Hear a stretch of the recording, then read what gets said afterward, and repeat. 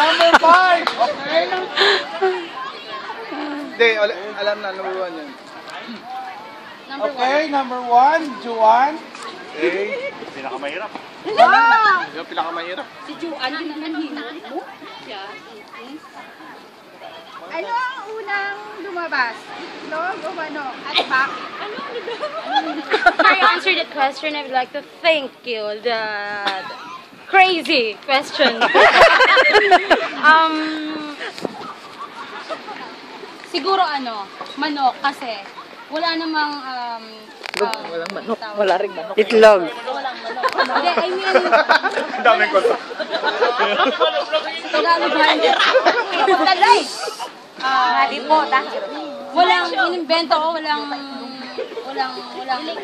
kung sa Ilonggo ba, walang gintuga ang Ginoo sa itlog.